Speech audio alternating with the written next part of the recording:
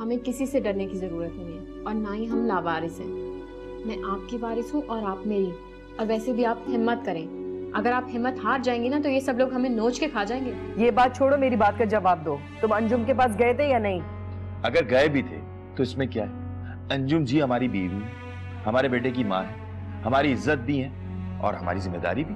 अगर आपको ये लगता है कि आपका काम महविश संभालेगी, मैं आपको इन्फॉर्म कर दूं कि महविश भी मेरे साथ जा रही है।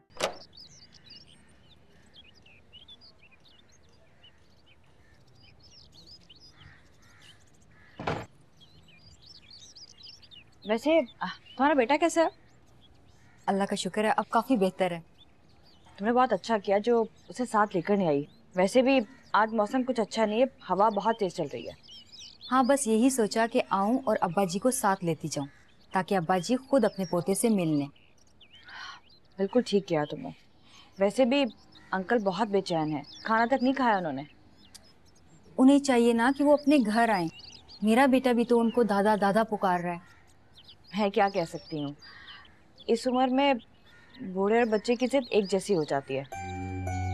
किसी भी एक बात को लेकर दोनों ही मचल जाते हैं। अब्बा जी अब इतने भी बूढ़े नहीं हैं। सेहत बहुत अच्छी है इसलिए पता नहीं चलता, वरना उम्र तो दिन ब दिन बढ़ ही रही है ना। अच्छा, ये बताएं अब्बा जी हैं कहाँ? अब्बू के साथ हैं। उनका कोई दोस्त आया था दुबई से, मेरा ख्याल है उससे मिलने गए हैं। अब्बा जी का दोस्त? वो भी दुबई से? हाँ हाँ, सदीक अंकल के बहुत बड़े बड़े लोगों से ताल्लुकात हैं। वो अलग बात है कि वो सादगी से जिंदगी गुजारते हैं।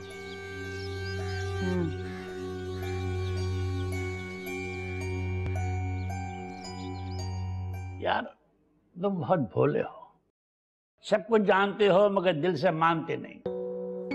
देखो ना मिर्जा, ये भी तो हो सकता है कि परवीन और नईम जो है वो अपने किए पे पशेमान हो। हाय हाय, क्या पशेमान है। अगर तुम्हारा दिल एक दफा और अपने बहू और बेटे के हाथों जलील होना चाहता है, हो जाओ। मेरा ख्याल है इस दफा ऐसा नहीं होगा। देखो ना, फाइल घर की जो है मेरे पास है। वाह, और मैं मालिक हूँ। क्या मिल्कियत, वो फाइल जो तुम्हारी नहीं है। हाय हाय, इस सादगी पे कौन ना मर जाए खुदा। बस मिसरा फिट कर दो। सही, आप फिक्र ना करें, मैं दानियाल को अपने पास ले आऊंगा। आप टेंशन ना लें, किसी को पता नहीं चलेगा।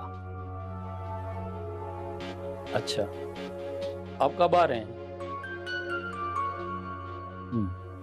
कुछ टाइम लगेगा, आप फिक्र ना करें, मैं दानियाल को अपने पास ही ले आऊंगा। सही, मुझे किसी चीज की कोई जरूरत नहीं है। आपके होते हुए मुझे भला किस चीज की टेंशन है? सही, इस मुख्तियार का कुछ करें, बहुत जबान खुल गई है इसकी। उस लड़की के पीछे बहुत जलील किया उसने मुझे। ये ठीक रहेगा। अब देखता हूं उस मुख्तार को और उन दोनों लड़कियों को, बड़ी जबान चलती है इनकी। ले आऊंगा उस दानियाल को, पहले भी संभाला था, अब भी संभालूंगा। ओ सर, आपका नमक ख्वार हूं ना।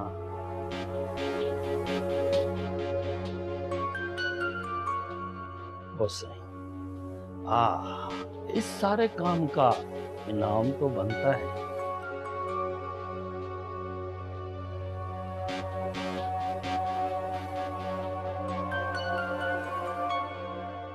वाह सही, दिल खुश कर दिया। मक्खन मलाई जैसी है वो।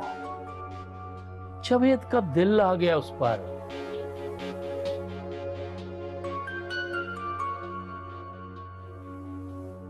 पर मेरा वादा है, जब तक आप नहीं आ जाते उन दोनों को कुछ भी नहीं कहूंगा। जवेद अली।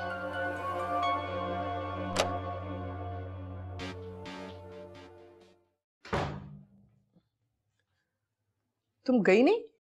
कहाँ? लो, वो तुम्हारे चक्करों में कोयटा से यहाँ पर आ गया है। अभी मेरे साथ ही था, कह रहा था कि हम दोनों शादी कर रहे हैं।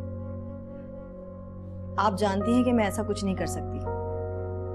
प्लीज फाखरा जी, आप हबीब को समझाइए, उन्हें कहीं भी भेज दीजिए आप।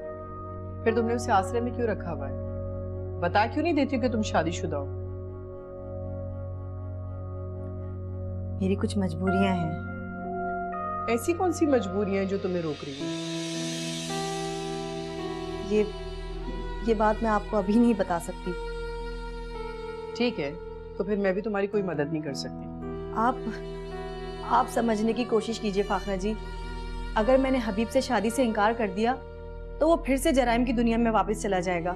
So what? मैं नहीं चाहती कि हबीब फिर से किसी जुर्म का हिस्सा बने।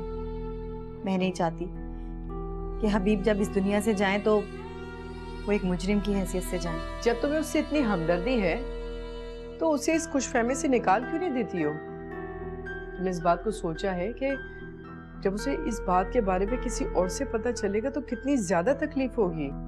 फिलहाल तो आप इस मसले को हल करें, फिर मैं देखती हूँ कि मैं हबीब को कैसे हैंडल करती हूँ। चलो सही है, मैं कोशिश करती हूँ। तुम लोगों को यहाँ पर रहकर डरने की जरूरत नहीं है।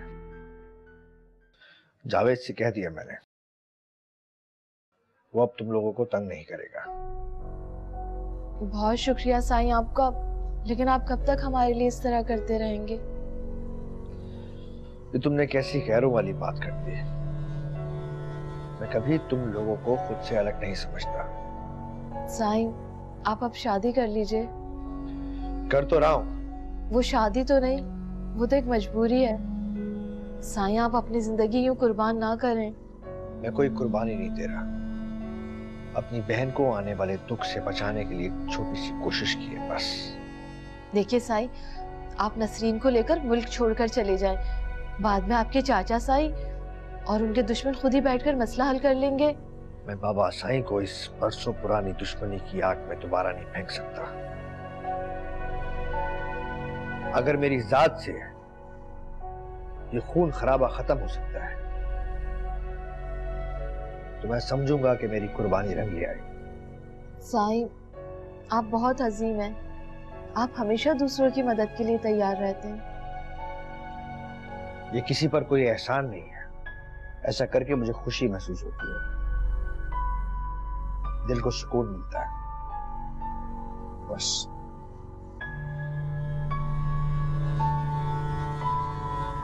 महविश, महविश, महविश,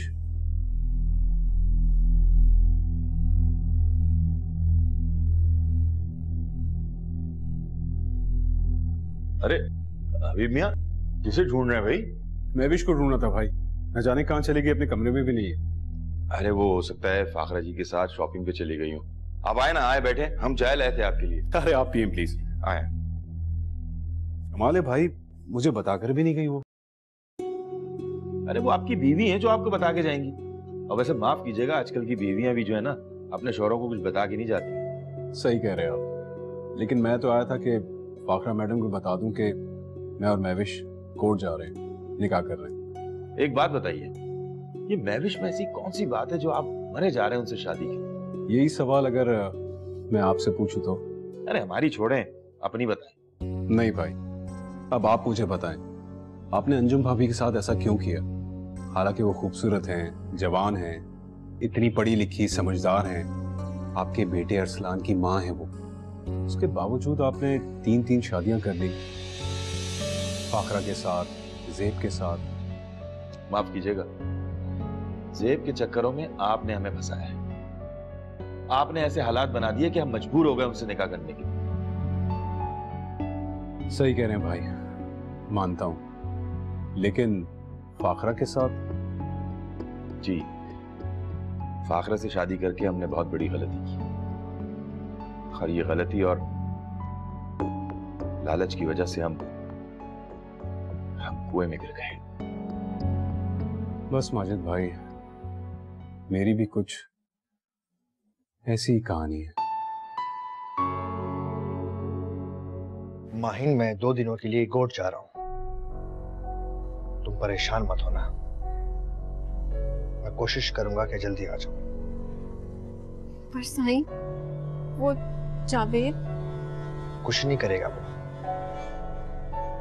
मैंने मना कर दिया है उसे। अब तो वो यहाँ पे कदम भी नहीं रखेगा। साईं, आप चले जाएंगे और हम यहाँ पे अकेले डरते रहेंगे। क्यों डरेंगे माहिनी, ये तुम्हारा अपना घर है, और अपने घर में भला किस बात का डर। जल्दी आ जाऊंगा, परेशान मत हो। चलता हूं।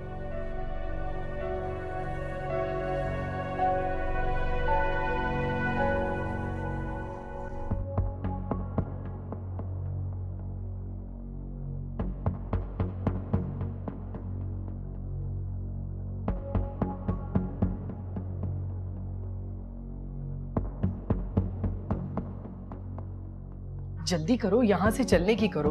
मेरे कहने के मुताबिक माजिद ने हबीब को बातों में लगा के रखा है। हम लोग यहाँ से चलते उसके बाद देखेंगे। लेकिन हम जा कहाँ रहे?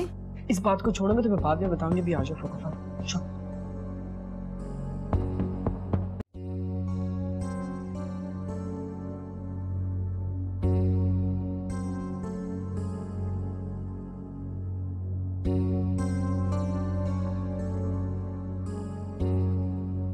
मुझे इस औरत की समझ नहीं आ रही, मेरा फोन क्यों नहीं रिसीव कर रही। ठीक है, दोबारा मिला के देखता हूँ।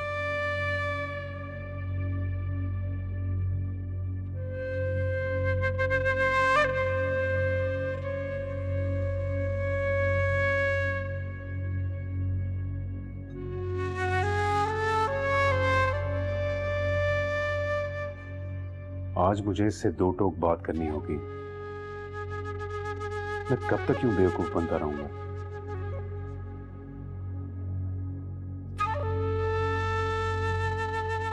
मुख्तार साईं अचानक क्यों चले गए? अब क्या होगा माही? वो जावेद? डरने की जरूरत नहीं है शनाज, वो एक है और हम दो। हम जितना ज्यादा डरेंगे वो और ज्यादा डराएगा। लेकिन माही, तुमने क्यों जाने दिया मुख्तार साई को इस तरह से? अगर अब कुछ हो गया तो? शनाज, एक तो आप हर बात को उल्टा ही सोचती हैं, कभी अच्छा भी सोच लिया करें।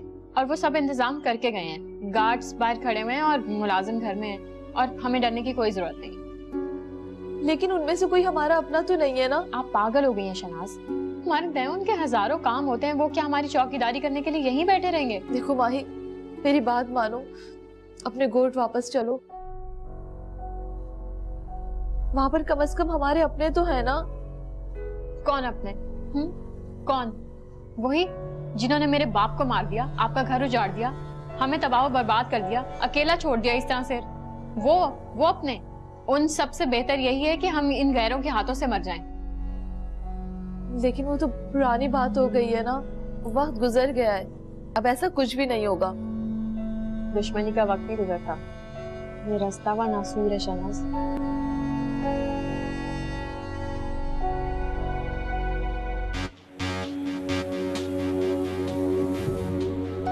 चल भाई उतर, जल्दी कर। अरे फाखरा जी, हबीब मियाँ की हालत देखने वाली थी, पूरे घर में भूखे शेर की तरह घूम रहे थे। उसका तो दिमाग बिल्कुल खराब हो गया है। दिमाग खराब तो होगा ना, अगर उन्हें हकीकत का पता चल गया तो उनकी आस तो टूट जाएगी ना फिर। और हाँ, हमें तो समझ नहीं आ रहा कि महविश ने उन्हें लटका क्यों रखा है। मैंने भी उससे यही कहा था, लेकिन वो कह रही कि मेरी कुछ मजबूरियां हैं, ना वो अपने शौहर के पास जा सकती है और ना ही हबीब के पास। अच्छा, हमें ये तो बताइए कि महविश जी हैं कहाँ? क्यों, तुम्हें उससे क्या काम पड़ गया? अरे आपकी भी आदत जो है ना, बस हम तो सिर्फ इतना चाह रहे थे कि हम हबीब मियाँ को बता दें कि महविश शादीशुदा है। इससे क्या फायदा होगा? अरे फायदा नुकसान बाद में सोचेंगे। कहीं ऐसा ना हो कि हबीब भड़क जाए। वैसे जो उनकी हरकतें हैं महविश की, उस पर भड़कना तो बनता है उनका। वो कहती है कि उसके बताने से ऐसा ना हो कि उसका कहीं दिल टूट जाए। वो एक अच्छा इंसान है और दोबारा से कहीं वो बुराई की तरफ न माइल हो जाए। क्या तो ठीक रही हो। शाका, मत डालो मेरे पर। खामोश, हमें इसकी इजाजत नहीं है।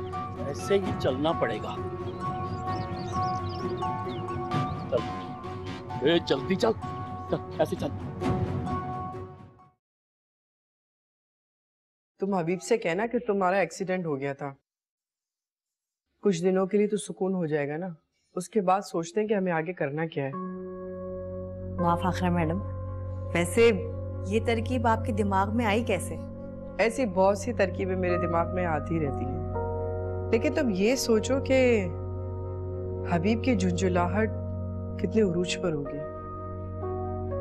होती रहे, लेकिन अब मैं गुनाह तो नहीं कर सकती ना।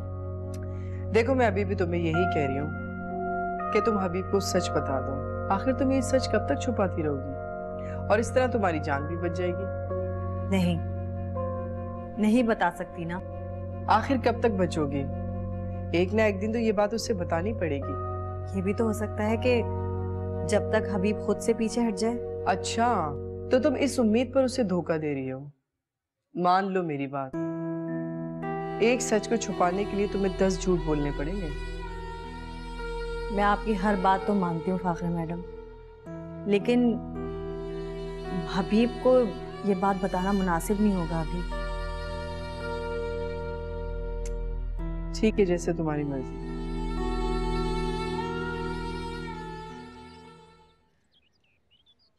मुख्तार साईं,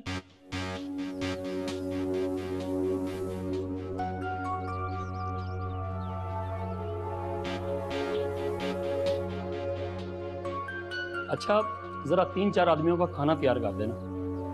इतना आदमी का खाना नहीं है। चुप, नहीं है तो आप बना लो। अच्छा जरा जल्दी करना। सुनो, होटल से लेकर आ जाओ। क्यों? होटल से क्यों? तुम बनाओ ना। दिमाग खराब हो गया है तुम्हारा? मैं तुम्हारी नौकरानी लगी हुई हूँ जो तुम मुझे ऑर्डर कर रहे हो? ज्यादा टेर टेर न कर। अहमद सही का हुक्म है कि तुम और महीन यहाँ नुकरानियां हो। दफा हो जाओ यहाँ से, दफा हो जाओ। तेरा यहीं पे ऐसा अचर करूंगा कि तुम याद करेगी। चल दफा हो, खाना बना और जल्दी से खाना तैयार कर, मैं आ रहा हूं।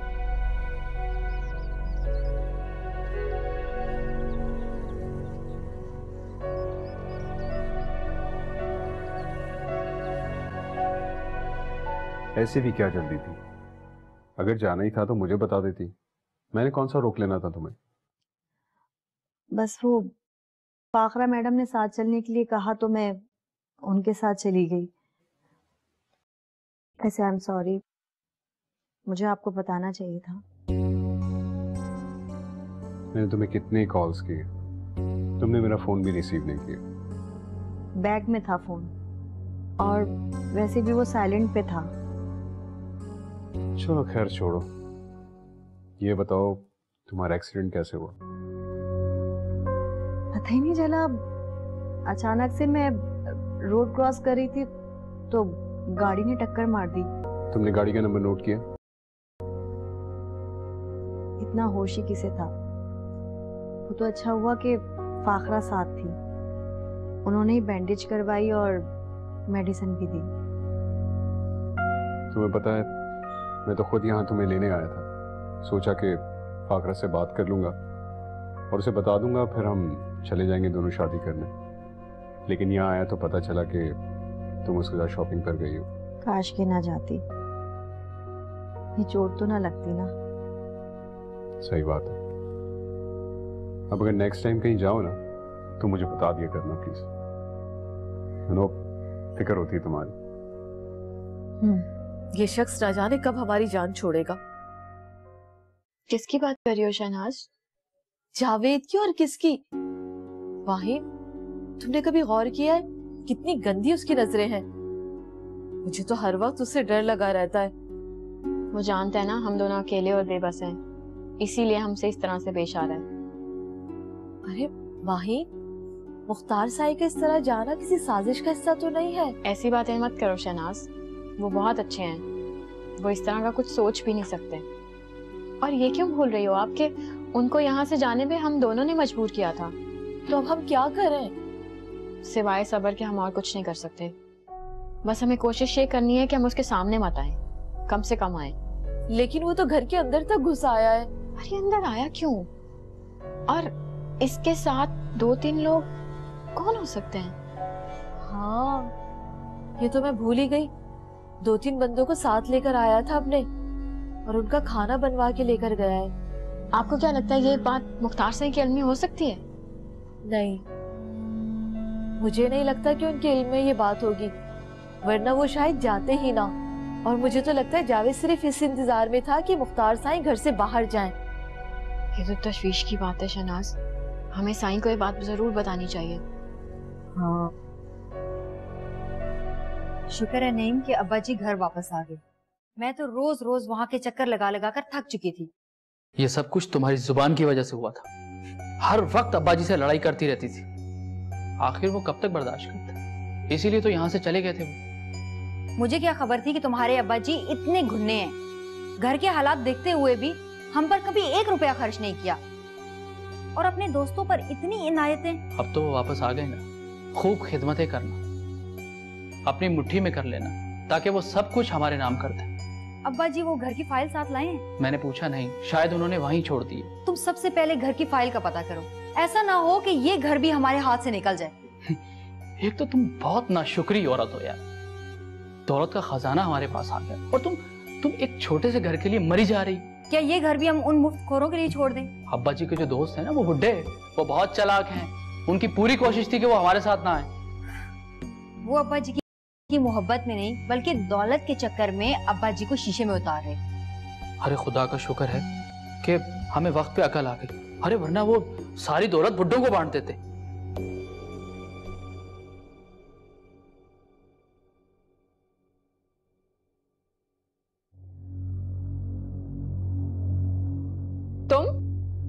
तुम यहाँ क्या कर रहे हो? देख नहीं रही हो? आराम कर रहा हूं और तुम्हारी कम चोर शहनाज के खाने पकाने का इंतजार कर रहा हूं। तुम घुसे कैसे हो घर में? क्या? मैं कैसे घुसा? चलो जाओ और किचन में उसका हाथ बटाओ। तुम्हारा दिमाग खराब तो नहीं हो गया? पागल हो गए हो? मुख्तार सही ने कहा था कि क्या? मुख्तार सही ने क्या कहा, क्या किया? अब उसको भूल जाओ। अब यहां सिर्फ मेरा हुक्म चलेगा, समझा? सिर्फ इस बात को याद रखो। तुम पागल हो गए हो।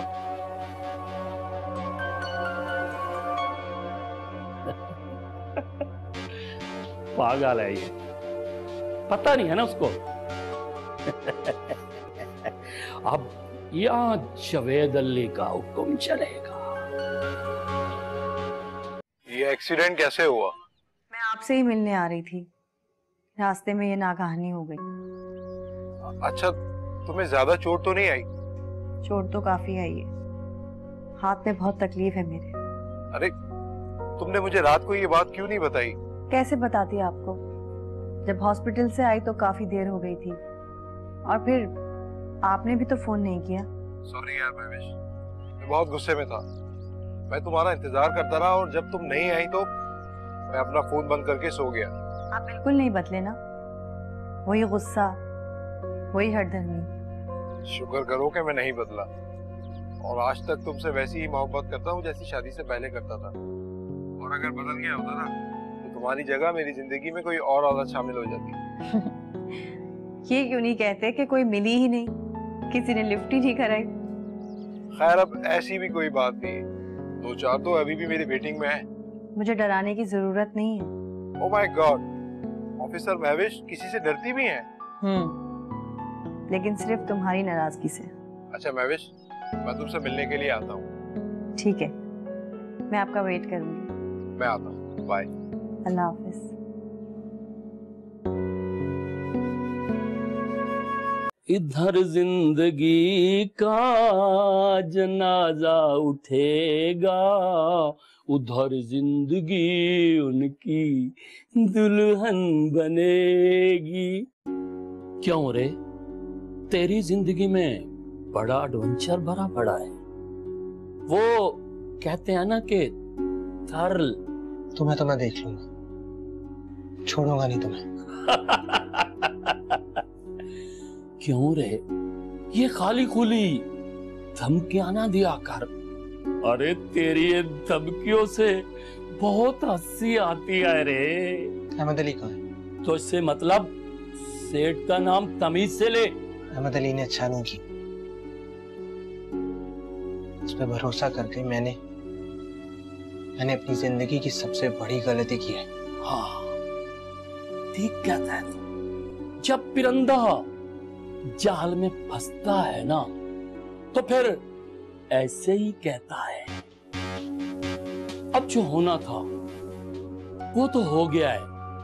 अरे हम तो सेठ के हुक्म के गुलाम हैं। उन्होंने अब मुझे हुक्म दिया है कि तेरा पत्ता साफ कर दिया जाए। मेरी माँ और मेरी बीवी कहाँ है? अहमद अली के कब्जे में है वो भी। हाँ ये कह सकते हो। मैं उसे और तुझे जान से मार दूंगा।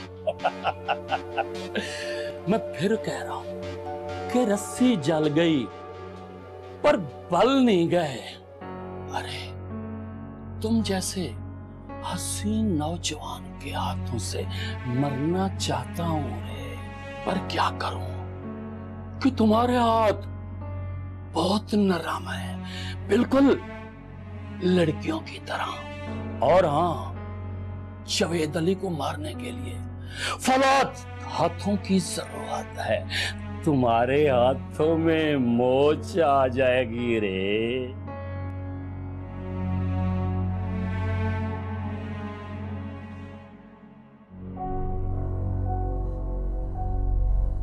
तुम्हारी बात हो गई मुख्तार साईं से? हाँ, और वो आ भी रहे हैं। शुक्र है। अब उस कमबख्त जावेद से तो जान छूटेगी हमारी। हाँ, पर शहनाज ये जावेद के कमरे में कौन हो सकता है तुम्हारे ख्याल में? अहमद अली या दानियाल हो सकता है। तुम्हारी ये बात बिल्कुल ठीक है। उसकी इस हिम्मत के पीछे कोई ना कोई तो जरूर है। हाँ ठीक कह रही हो। क्यों ना देख कर आए कि वहाँ पर है कौन। पागल हो गई हो? वो जावेद हम पे दांत गाड़े बैठा हुआ है। इस बार उसने कोई उल्टी सीधी हरकत की ना, देखना कैसा उसे जवाब दूंगी, जिंदगी भर याद रखेगा। खैरियत तो है? एकदम से इतनी बहादुर कैसे बन गई? बहादुर बनना जरूरी है, वरना ये सारे लुच्चे लफंगे हमें तरने वाला समझेंगे। ये हुई ना बात। और वैसे भी अभी तो हम सिर्फ यही देखने जा रहे हैं ना कि वहाँ पर कौन है। हाँ चलो चलते हैं। अच्छा सुनो, वो किचन में मैंने एक रॉड रखी हुई लोहे की, वो हम साथ रख लेते हैं हमारी हिफाजत के लिए, ठीक है? वारे किस्मत, कल इसी घर से बहू और बेटे ने हाथ पकड़कर बाहर निकाल दिया, और आज कैसी खिदमतें कर रहे हैं, कैसे नखरे उठा रहे हैं।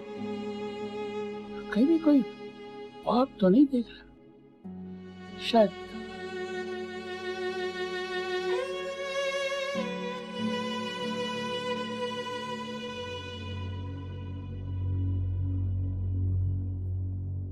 अब्बा जी आप इतने सुबह सुबह जाग गए?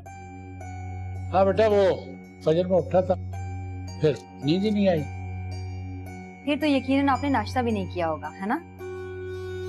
नहीं, नईम ने मुझे नाश्ता करवा दिया। नईम ने क्या, एक कप चाय का और 2 स्लाइस के साथ नाश्ता करवाया होगा। मैं आपको अच्छा सा नाश्ता करवाती हूँ अपने हाथों से। अरे बेटा, मैंने कहा ना मैं नाश्ता कर चुका। नहीं अब्बा जी, मैंने भी नाश्ता नहीं किया।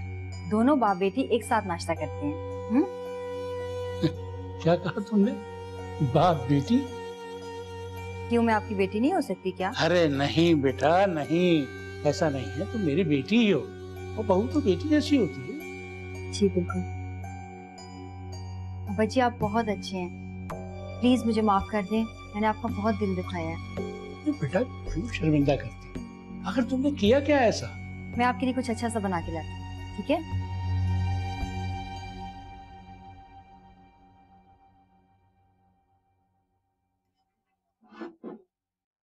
याद रखना, वक्त एक सा नहीं रहता। तुम अपनी चोंच बंद रखो। वैसे भी तुम्हारी जिंदगी मेरे हाथ में है, समझे? तुम मुझे कभी भी डरा नहीं सकते, याद रखना। अच्छा, छोड़ इन बातों को। अच्छा ये बता कि तुम्हारी बीवी तुम्हें याद नहीं आती रे? बकवास बंद कर।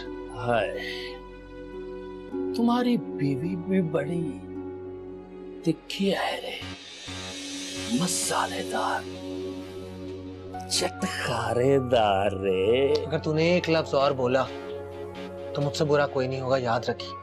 अरे तू क्यों इतना बिगड़ रहा है? क्या मैंने कोई गलत बात कर दी है क्या? देख जावेद, बाज आ जा। मैं कहता हूँ बाज आ जाए इन हरकतों से। लो लो, अब तो खुश है ना? मैं डर गया। हाँ, एक बात, वो जो तुम्हारी बीवी की भाभी है ना, वो बड़ी खूबसूरत है। मेरी शादी करा दे उससे, और ईमान से तुझे यहां से मैं ऐसे निकालूंगा जैसे मक्खन से बाल रे। तुम अपनी जुबान बंद कर लो। अहमद अली के चक्कर में तुम अपनी कब्र खुदवा लोगे। धनियाल साहब, जावेद अली कभी अपनी मौत से नहीं डरता। मैं तो हर वक्त अपनी जान अपनी हथेली पर रखकर चलता हूं रे। अच्छा बेटा, अब सो जा, क्योंकि बच्चों को ज्यादा जागना उनकी सेहत के लिए नुकसानदेह होता है। शाबाश, सो जा। तुम अपने शौहर के साथ चली जाओ। हबीब आएगा तो मैं उसे कह दूंगी कि तुम किसी काम के सिलसिले में कहीं गई हो। मैं जमाल के साथ नहीं जा सकती फाखरा जी। तुम किस तरह की औरत हो? कभी यहाँ रहना, कभी वहां रहना, कभी यहाँ कभी वहां। सीधी तरीके से जाके अपना घर क्यों नहीं बसाती हो? मैं कैसे समझाऊं आपको? इसमें समझाने की क्या बात है? हाँ, मुझे तो ये समझ में नहीं आ रहा कि तुम एक साथ दो मर्दों को कैसे बेवकूफ बना रही हो। मैं किसी को बेवकूफ नहीं बना रही हूं। अगर कोई मेरी बात समझना ना चाहे तो मैं क्या कर सकती हूँ? उफ खुदारा, ठीक है, मैं अब तुम्हें कुछ नहीं बोलूंगी। जो तुम्हारा दिल चाहता है तुम वैसा ही करो। वैसे भी तुमने किसी की नहीं सुननी।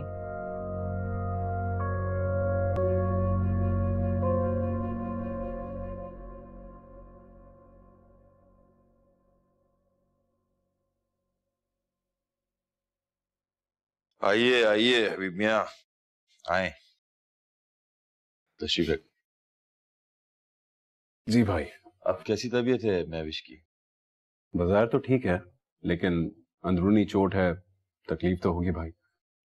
वो फाखरा जी बता रही थी कि काफी चोट लगी है हाथ में उनके। जी, मैं सोच रहा हूँ कि किसी अच्छे हड्डियों के डॉक्टर के पास उसे ले जाऊं। वो क्यों हबीब मियां? बाजार तो चोट मामूली है, लेकिन आगे जाके तकलीफदेह भी हो सकती है ना। अरे फाखरा जी ने बैंडेज करवा तो दी है उनकी, कुछ दिनों में ठीक हो जाएंगी। माजिद भाई, ये कैसा डॉक्टर है, ना एक्सरे लिया ना कुछ। मुझे भरोसा नहीं है ऐसे डॉक्टर पर। अरे नहीं नहीं, ऐसी बात नहीं है हबीब मियां।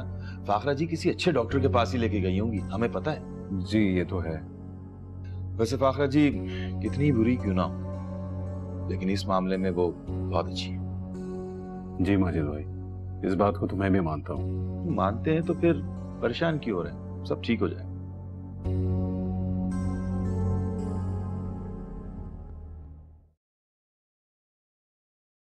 कैसी हो महविश?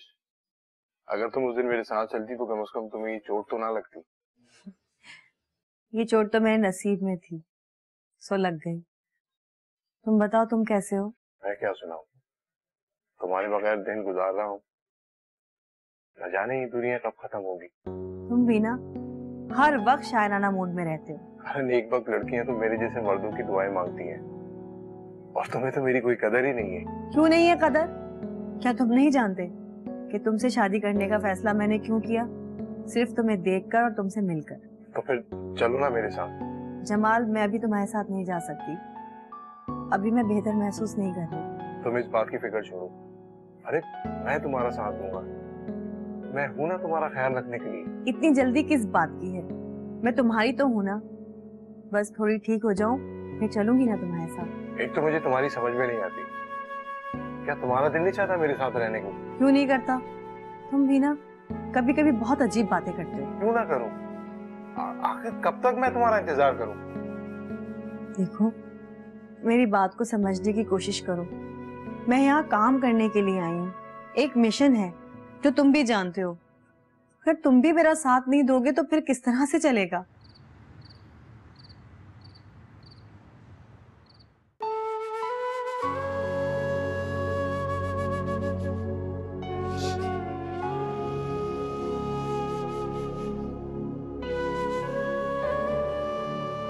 सिद्दीक, तुम यहाँ?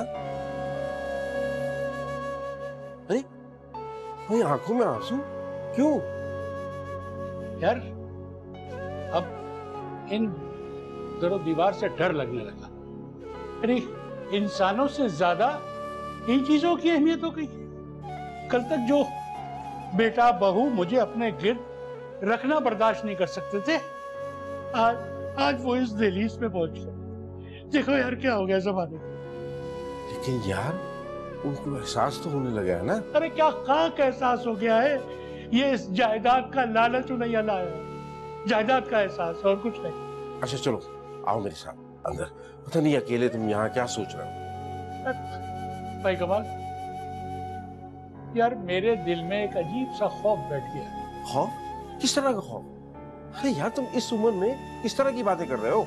यार कमाल, एक बात सुनो। जब इस तमाम हकीकत का मेरे बेटे और बहू को पता लगेगा कि ना ये मकान मेरा, ना ये दुकान मेरी, तो उनका क्या रद्द-ए-अमल होगा? वो क्या रवैया मेरे साथ करेंगे जो पहले कर चुके हैं? बस इसी बात से मैं परेशान हूं कि उनके आगे भी औलाद है। कल वो मेरे पोते को मुझसे दूर ना कर देंगे। कल क्या लिखा हुआ है ये ऊपर वाला बेहतर जानता है।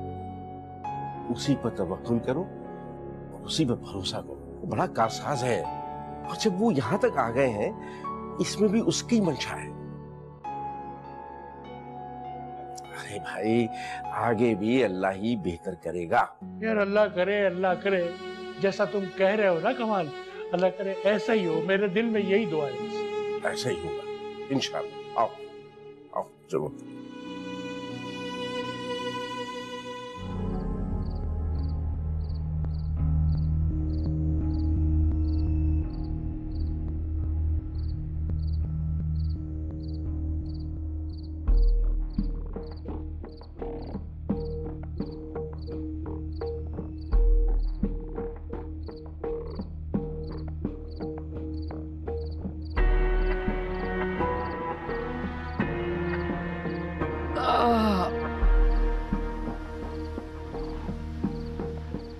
जावेद है, इससे बच के रहना। अगर उसने हमें देख लिया तो?